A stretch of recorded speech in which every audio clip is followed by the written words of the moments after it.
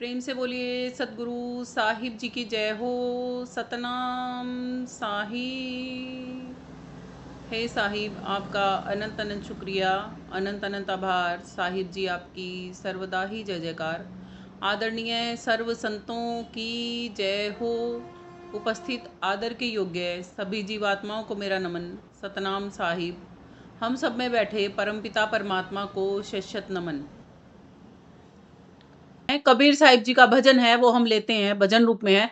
वो समझाते हैं, कहते हैं अपने घट में ही दीपक जलाओ, ज्ञान का दीपक जलाओ, जिससे क्या होगा, आपके घट में उजियाला हो जाएगा और आपको ये जो नश्वरता है और जो चेतनता है उसका भेद समझ में आने लगेगा। आप संसार में इस मोह माया में लिप्त चिप्त नहीं घूमोगे और आप एक दिन धीरे धीरे प्रभु भक्ति करके परमात्मा को पालोगे, अपने आप को पालोगे। पाना जरूरी है ना अपने आप को।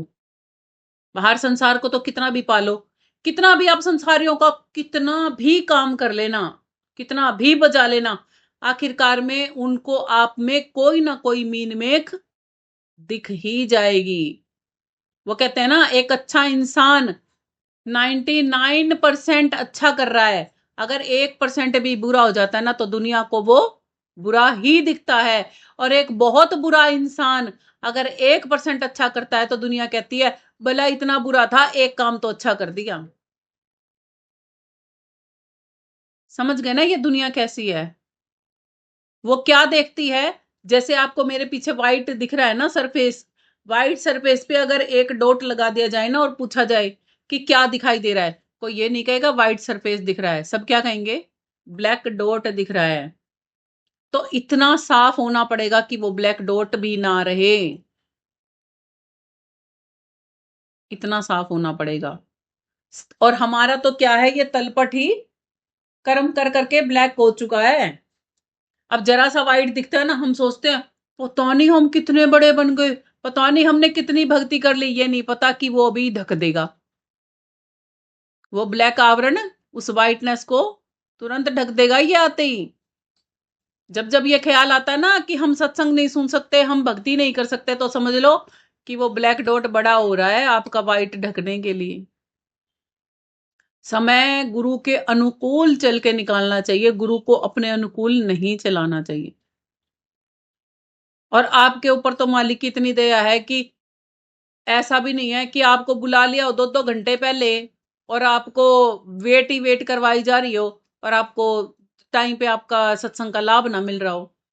साहिब की श्रीवाणी लेते हैं, भजन रूप में है। वो कहते हैं, घट में दीवला बारो साधो, घट में दीवला बारो, अपने घट में दीवला बारो साधो, अपने घट में दीवला बारो।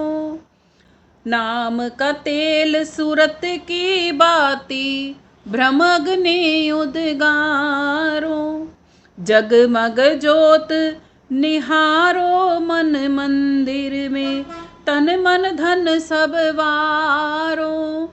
जगमग जोत निहारो मन मंदिर में, तन मन धन सब वारो।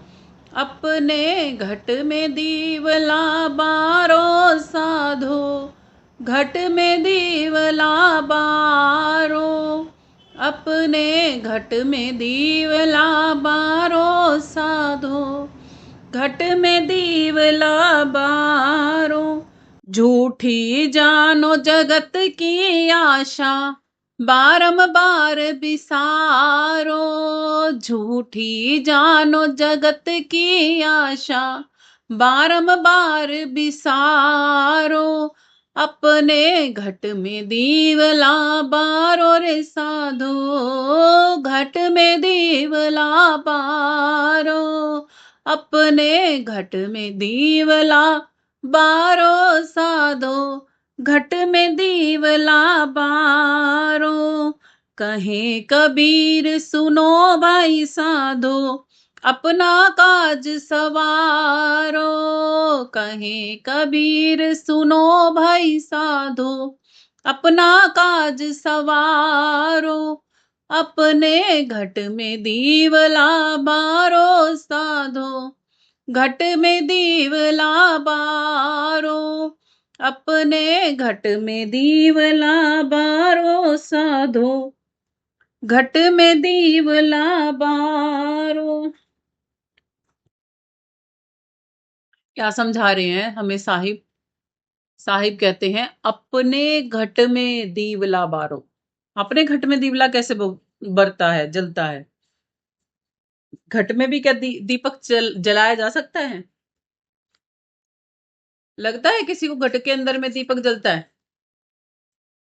हाँ, बिल्कुल घट के अंदर में दीपक जलता है। ऐसे ही समझो इसको कि जैसे तिलों में तेल छुपा होता है, दिखता नहीं है। नहीं दिखता ना? जैसे चकमक पत्थर में आग छुपी होती है, दिखती नहीं है। ऐसे ही परमात्मा हमारे अंतःकरण में बसता है। हम आत्मा हम में बसते हैं, इस तन के अंदर में बसते हैं, मगर खुद को दिखते नहीं। इसीलिए कहा है उस ब्रह्म अग्नि को उद्गारो, जिस ज्ञान ब्रह्म अग्नि में आप अपने इन शुभ अशुभ कर्मों को दग्ध करके परमात्मा के सदा सर्वदा के लिए हो जाओ। आपके घट के अंदर में पता है क्या है? आपका परिवार भी बिठा रखा आपने, मगर वो इतनी गहराई में कभी नहीं बैठ सकता जहां पर परमात्मा का मंदिर बना हुआ है ना, वहां कभी नहीं बैठता। इसका बड़ा सुंदर उदाहरण है, जैसे कि आपका घर है ना, हम सबके घर है ना, घर में एक जगह पर मंदिर बनाया होता है ना हम सब ने, है ना? क्या दिन रात उस मंदिर में बैठे रहते हो?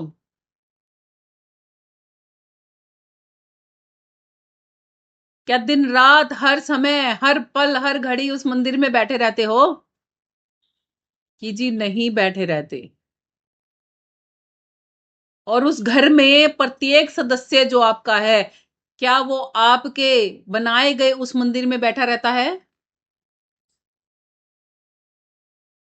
वो भी नहीं बैठे रहते।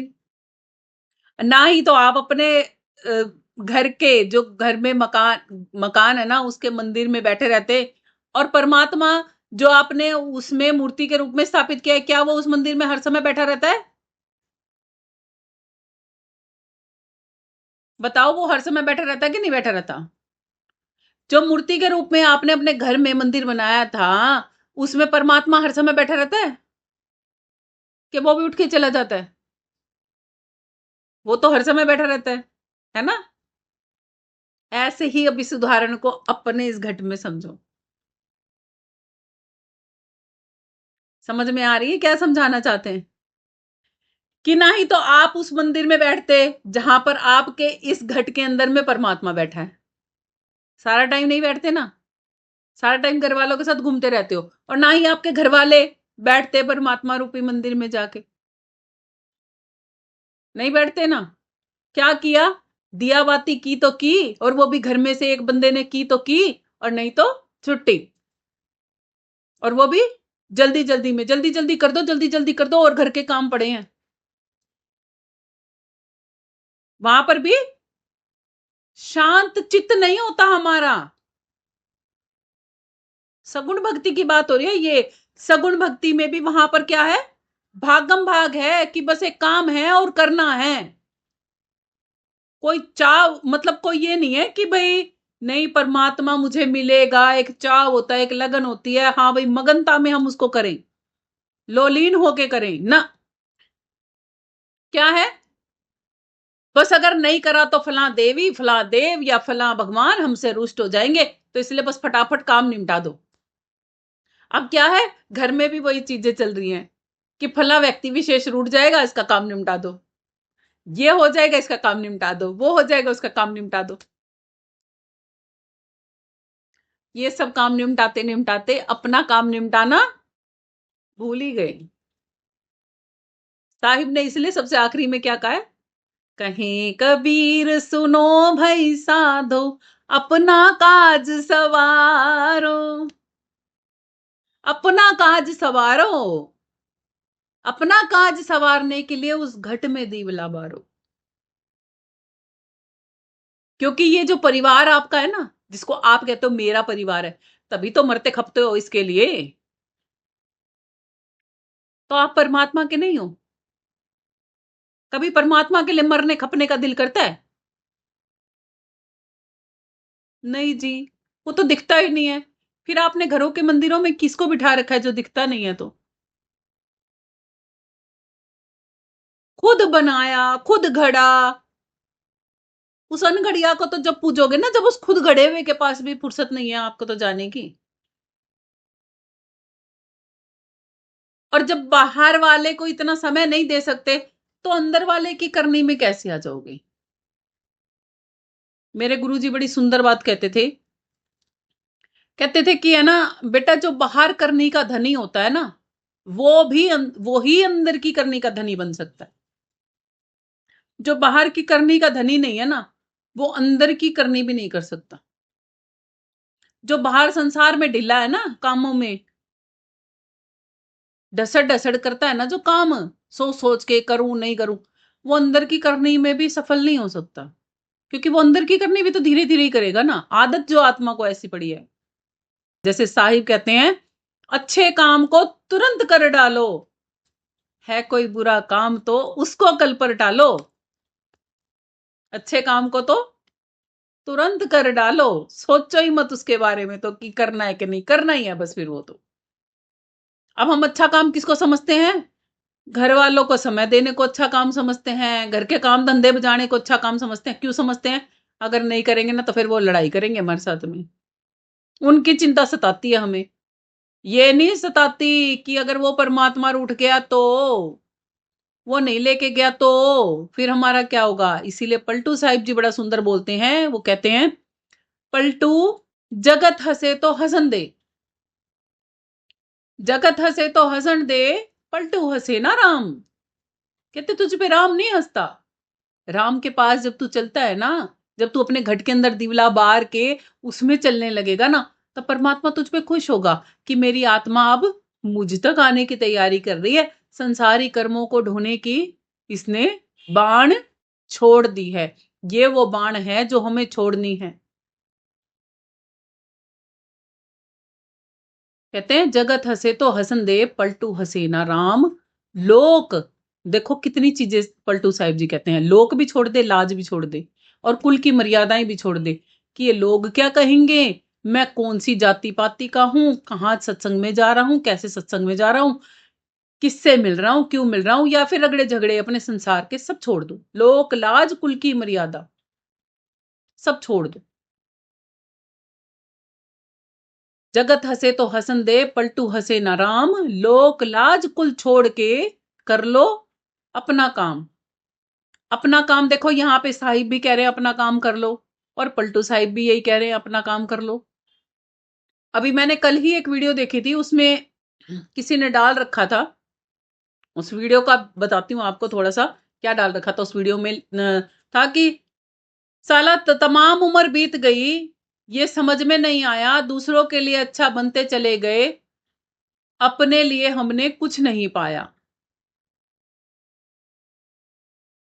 अपने लिए अच्छा ही नहीं बन पाया। तो मालिक ने बड़ा सुंदर उसका आंसर भेजा। तो मालिक का उत्तर इतना सुंदर आया था कि तमाम उम्र आपने बाह्य संसारी बनकर जीवन बिताया, बाह्य संसारी लोगों के लिए, जो नश्वर था ना, बाह्य नश्वरता के लिए जीवन बिताया, उसी के लिए अच्छे बनते रह गए। कभी आपने अपने लिए अच्छा बनने का प्रयत्न ही नहीं जताया। फिर भला आप अपने लिए अच्छे कैसे बनते? अब जिसके लिए अच्छे बने थे उसके लिए तो अच्छे ही हो, खुद के लिए बुरे ही रह गए। हम अपने लिए कब बनेंगे? हम दूसरों के लिए, हम बाहर, हम पते क्या करते हैं, हमें लोग अच्छा कहें इसलिए हम अच्छा बनते हैं,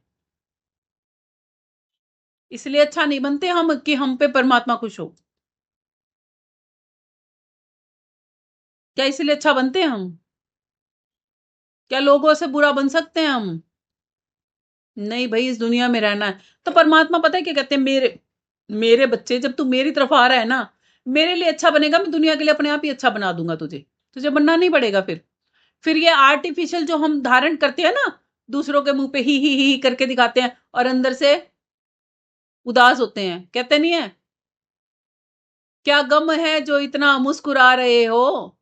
क्या गम है जो इतना मुस्कुरा रहे हो? क्या बात है जो हमसे तुम छुपा रहे हो? तो फिर वो झूठी हंसी मुख पे नहीं आएगी, वो सच्ची ही हंसी तो अंदर होगी और सच्ची ही हंसी बाहर होगी। वो आपके चेहरे से, आपके तेज से, आपके ओज से झलकेगा फिर वो, कि ये भले ही इसको संसारी कोई परेशान करे या कोई संसारी परेशानी आ भी जाए, भले ही वो डिस्कशन में भी आएगी बात, मगर उसका चित्त जो होगा ना वो शांत होगा, अंदर से खलबली नहीं होगी उसके। आपको प्रारूप दिखाई देगा कि ये बाहर ही है, बस बाहर के आवरण पर ही है, बाहरी तलपट पे है। जैसे समुद्र में ना लहरें उठती है ना, तो वो बाहरी ऊपरी सतह पर उठती हैं। तलहटी में उठेंगे ना तो बवंडर आ जाएगा, समझे ना? जो जब तलहटी में समुद्र की में हलचल होती है ना, तब वो क्लोन्स आते हैं, तब वो बवंडर उठते हैं, समुद्री तूफान जिन्हें हम बोलते हैं ना, वो तब आते हैं। अगर ऊपरी तह पर ही हलचल हो तो तब नहीं आते, तब वो लहरें ही होती हैं बस, और लहरों से नुकसान कभी नहीं होता। कहां से नुकसान होता है? जब गहराई से वो चीजें आती है ना, तब नुकसान होता है। इसीलिए साहिब कहते हैं अपनी गहराई में इस संसार को मत पालो। जैसे आपने बाहर घर में मंदिर में किसी को नहीं बिठा रखा ना, और आप खुद भी बैठने नहीं जाते, अरे आप अपने घट के मंदिर में खुद बैठने जाओ। साहिब कहते हैं वहां पर सारा संसार को मत लेके जाओ। और आप क्या करते हो? गहराई में सारे संसार को उस परमात्मा के मंदिर के सामने बिठा के ना, परमात्मा से बातचीत नहीं करते, उस मन मंदिर में सबको बिठा के वहां पर बातचीत करते हो। समझ गए? तो कहते गहराई में नहीं बिठाना किसी को भी, गहराई में तो बस घट में अपने वो दिवला बारो, वो ज्ञान का दीपक बारो, जिससे कि आपके घट में उजियारा हो सके। साहिब कहते हैं जो तिल माही तेल है, जो चकमक में आग, तेरा साईं तुझ में बसे, जाग सके तो जाग। कि जैसे तिलों के अंदर में तेल होता है और चकमक पत्थर में आग होती है, वैसे ही आपका परमात्मा भी आपके अंदर कहीं बसता है। अपने अंदर में जाके अपना आप तो ढूंढो, फिर परमात्मा भी मिलेगा। घट घट में साईं बसे, जैसे घर माही दिया। घट घट में साईं बसे, जैसे घर माही दिया, बाहर ढूंढत फिरत हो, काहे खोजत पिया। बाहर ढूंढत फिरत हो, काहे खोवत पिया। कहते हैं कि घट के अंदर में साईं परमात्मा समाया हुआ है आपके, और बिल्कुल वैसे ही जैसे आप घर के अंदर देखो, उदाहरण वही आ गया ना फिर से, कि जैसे घर के अंदर में एक मंदिर बना रखा था, मंदिर में दिया जैसा रखा होता है आप सबने, कहते हैं ऐसे ही परमात्मा हमारे अंदर में बसता है। और कहते हैं फिर उसको क्या कर रहे हो? बाहर ढूंढ रहे हो। अब दीपक मंदिर में जला के दीपक को कमरे में ढूंढो, किचन में ढूंढो, घर से बाहर जाके ढूंढो, तो क्या वो मिलेगा? कि मैंने दिया चसाया था, कहाँ रख दिया? दिया चसाया था भाई, दिया मंदिर में चसाया था तो मंदिर में मिलेगा। कहते हैं और जब वहां नहीं ढूंढ रहे ना आप, तो क्यों खो दिया पिया? वो पिया का मतलब भी यहाँ पर परमात्मा से ही है, कि परमात्मा को बिठा तो कहीं और दिया, ढूंढ कहीं और रहे हो, कैसे मिलेगा? कि वस्तु कहीं ढूंढे कहीं, कहीं विधि आवे हाथ, कहें कबीर वस्तु जब पाइए, जब भेदी लीजिए साथ। भेदी ली ना साथ कर, वस्तु दई लखाए, कोटि जन्म का पंथ था, गुरु पल में दिया पहुंचाए। गुरु की महिमा इसीलिए अनंत है। देखो यहाँ पर भी गुरु जी आ गए ना, है ना? ज्ञान गुरु इसीलिए सर्वश्रेष्ठ माना जाता है।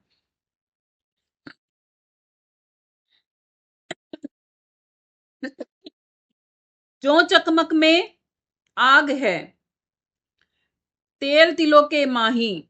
जो चकमक में आग है, तेल तिलों के माही, तैसे घट घट राम बसत है, दुनिया देखत नाही। तैसे घट घट राम बसत है, दुनिया देखत नाही।